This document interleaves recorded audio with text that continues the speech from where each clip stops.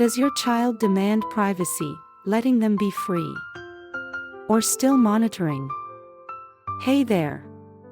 Today, we're going to dive into a topic that many parents face when their kids hit the teenage years: privacy.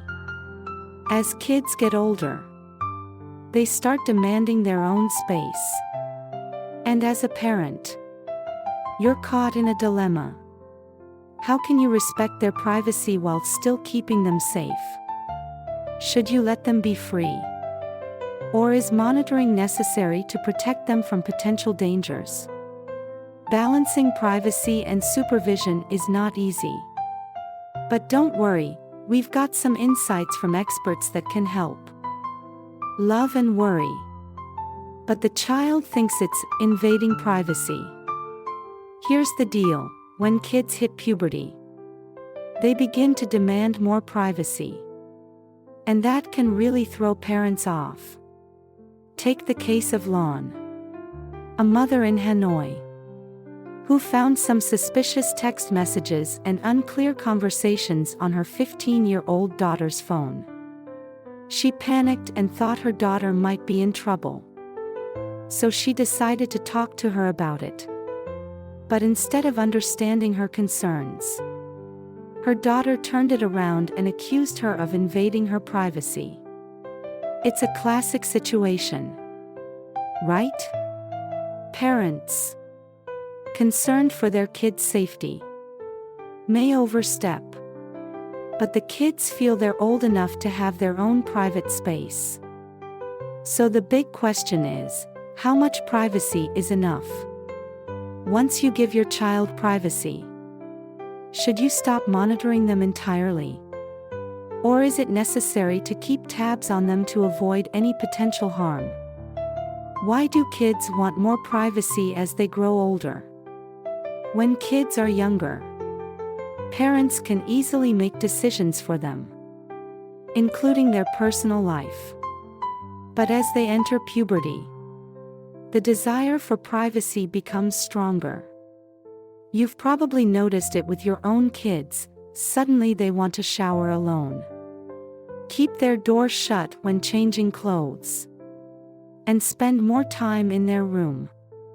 These are the first signs that they're becoming aware of their need for personal space. At this stage, kids are looking for independence and establishing their identity. As mentioned in the article, freedom and responsibility, which comes first? This is the time when conflicts between parents and kids become more frequent and intense. Parents often feel the need to keep enforcing old rules, fearing that if they let their kids do whatever they want, they'll lose control and face negative consequences. On the other hand, kids feel they've grown up enough to be trusted with privacy and want the freedom to do things without their parents interfering. But here's the thing: the desire for privacy is completely natural during this phase. It's a part of growing up. So instead of resisting it or trying to control it, parents should understand that giving your child privacy is important and part of the process. Help your child understand that privacy is a privilege, not an automatic right. So, how do we make this work? Help your child understand that privacy isn't just something they get automatically. It's a privilege, something they earn through trust and responsibility. Establishing this privilege isn't easy, though. It requires careful consideration and understanding from both sides, parents and kids. Privacy doesn't mean isolation. It's not about shutting yourself in a room, completely detaching from the family, and parents just letting go and not caring. Privacy should be understood as a balance between respecting personal space and maintaining family connections and involvement. Trust plays a key role here. The trust you build over time is what determines whether or not you can give your child the space they ask for. When your child shows responsibility, such as sticking to rules, keeping things tidy, and managing relationships in a positive way. Parents can gradually give more privacy. It's also an opportunity to acknowledge their efforts. I respect your privacy because you've shown responsibility. And I trust you. However, parents need to emphasize that privacy is not inviolable. If your child does something that damages trust, like lying, breaking rules, or engaging in inappropriate behavior, this privilege may be revoked. Parents may need to monitor more closely, but not in a controlling way. Rather, to ensure safety and proper conduct. Setting privacy boundaries needs to be flexible and adjusted according to the child's development. It's a process that requires patience, consistency, and understanding. And don't forget, trust is a precious asset, easy to lose, but hard to regain. So when should parents monitor their kids? If you notice clear signs that your child is engaging in risky behaviors or deliberately hiding something suspicious, like involved in unhealthy relationships, your child frequently receives calls or texts from unfamiliar numbers late at night, deletes messages immediately, or seems anxious when asked about them.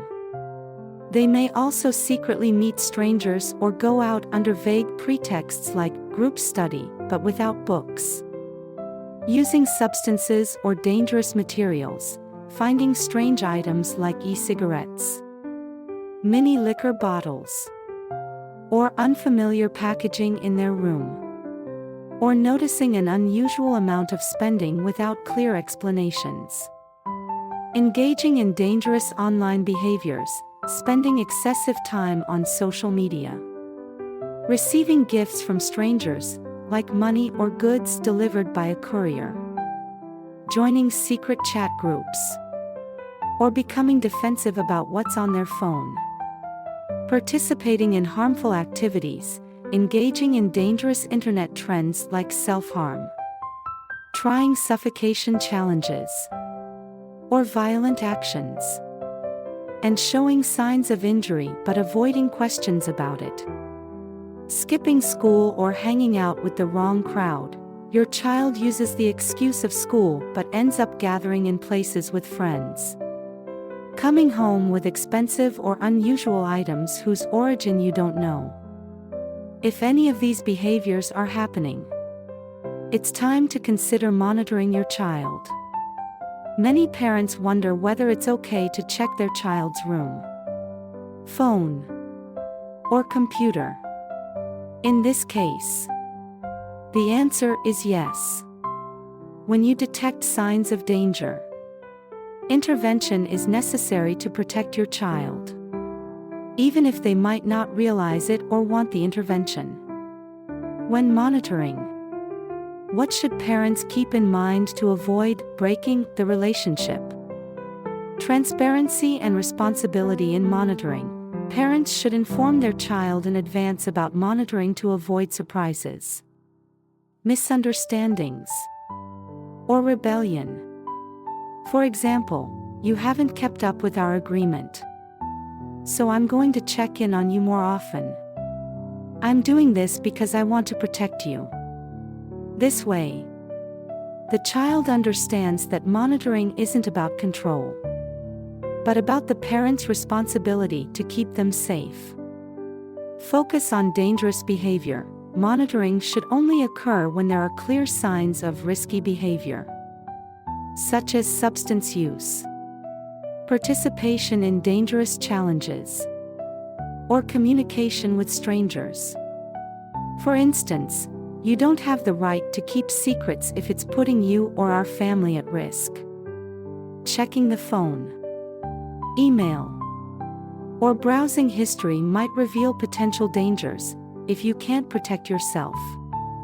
I will do everything necessary to keep you safe, including checking your phone or room. Balance between monitoring and building trust. After monitoring, Parents need to assure their child that monitoring will stop if they demonstrate responsibility and rebuild trust.